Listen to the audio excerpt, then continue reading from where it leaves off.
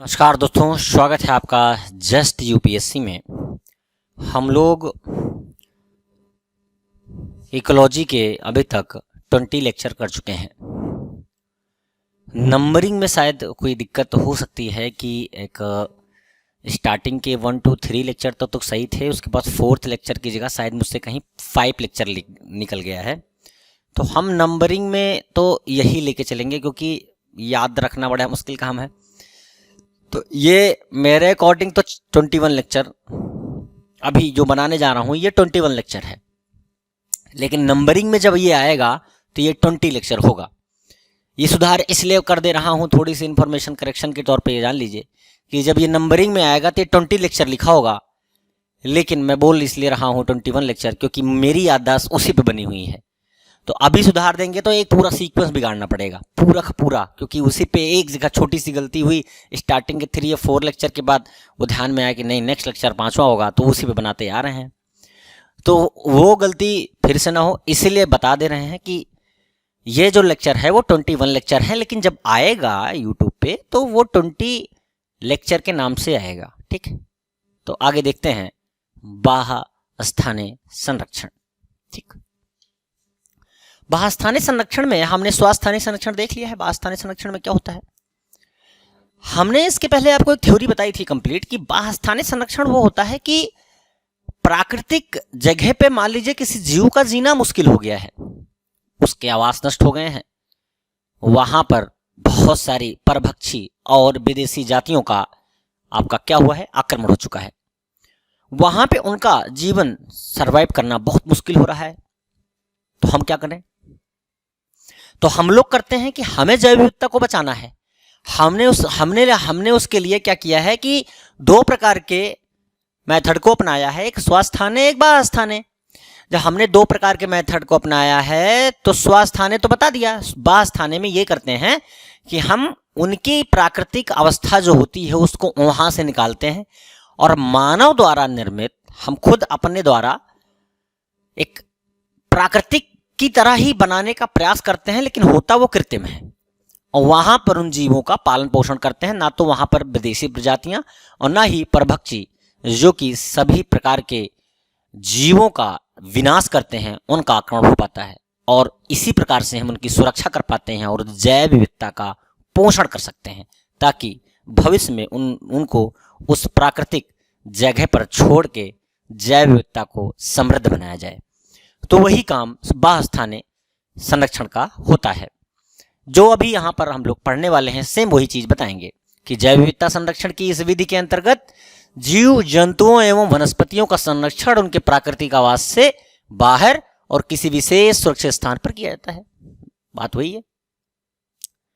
बाह्य स्थानीय संरक्षण विधि बड़े जंतुओं के संरक्षण का सबसे प्रभावशाली तरीका है। ये क्वेश्चन यहाँ पर ये इंपॉर्टेंट है, ये IMP है, बड़े जीवों के लिए है तो छोटे के लेकिन बड़े के लिए भी है।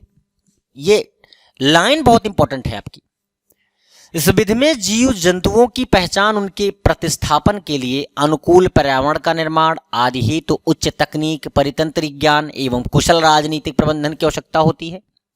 इस विधि के अंतर्गत कृषि की महत्वपूर्ण प्रजातियों का संरक्षण बीज बैंकों, सीड बैंक जिसको बोलते हैं, के माध्यम से किया जाता है। वनस्पतियों, पेड़ पौधों, पुष्प आदि की महत्वपूर्ण देशज विदेशज दुर्लभ प्रजाति संरक्षण बॉटनिकल गार्डन में किया जाता है। और आपको 2 चीजें पता लग गई कि कृषि के अंतर्गत जो चीजें होंगी उसको हम सीड बैंक बोलते हैं। इसी प्रकार से वनस्पति पेड़ पौधों की अगर हम बात करेंगे तो उनकी बात करें संरक्षण कहाँ होगा, बॉटनिकल गार्डन में होगा। ठीक, बॉटनिकल गार्डन होता है वो इंग्लिश में, सीधा सीधा समझ लीजिए।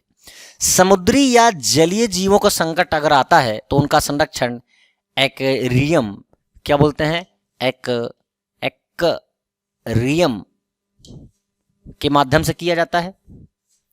चिड़ियाघर की अगर हम बात करें, देश की संकटग्रस्त अगर संवेदनशील हो जाती हैं तो उनको भी संरक्षित किया जाता है। दुर्लभ जीनों को जीन बैंक के माध्यम से संरक्षित किया जाता है। ये हम लोग बाह्य स्थानीय के अंतर्गत डिस्कस कर रहे हैं। बाधाएं क्या हैं जैव विविधता संरक्षण को, जैव विविधता संरक्षण में बाधाएं क्या क्या आ सकती हैं।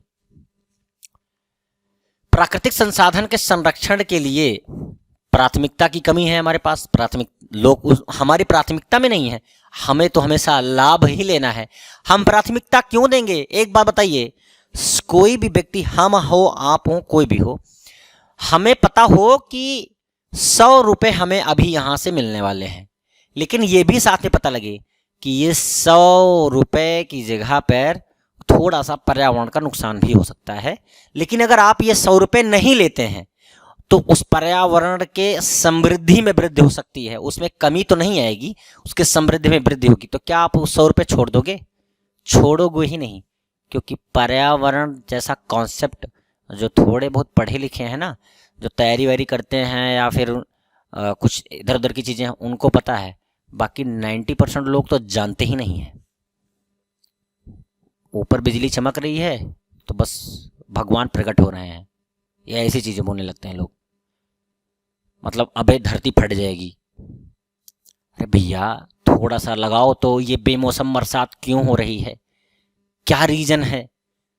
दिसंबर के महीने में अप्रैल वाली गर्मी पड़ रही है, ये भगवान कर रहे हैं इसको। पहले खुद को तो देखो, भगवान हर एक इंसान में भी निवास करते हैं। तो कहने का मतलब यही है कि हम वो नहीं कर सकते। मौद्रिक लाभ के लिए प्राकृतिक संसाधनों का दोहन हो जाता है, जैसा कि बताया हमने।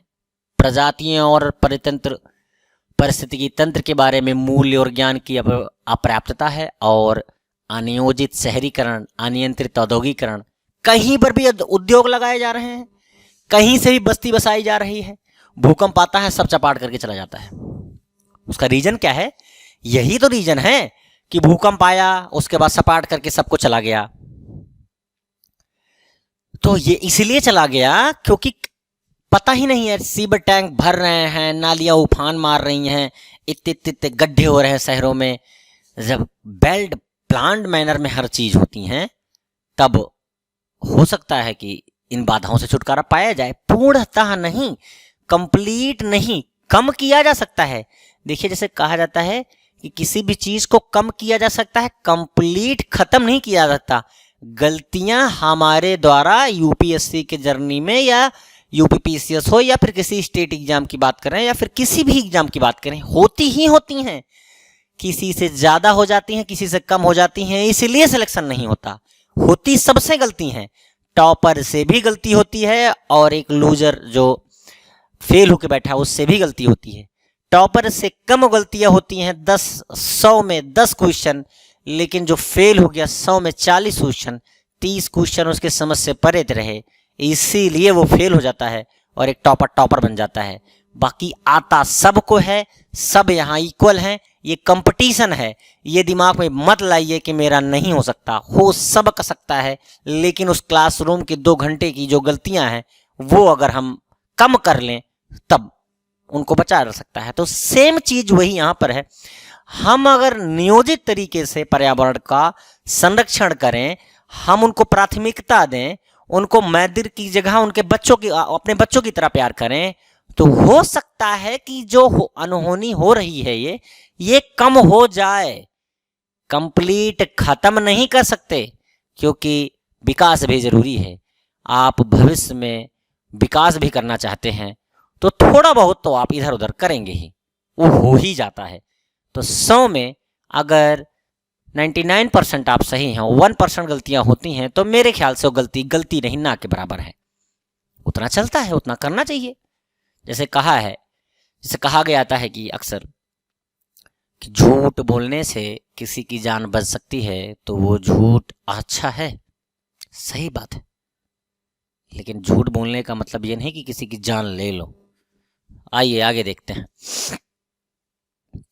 राष्ट्रीय जैव विविधता प्राधिकरण, ये आपका कब बना, कैसे बना, बहुत इंपॉर्टेंट है। यूपीपीसीएस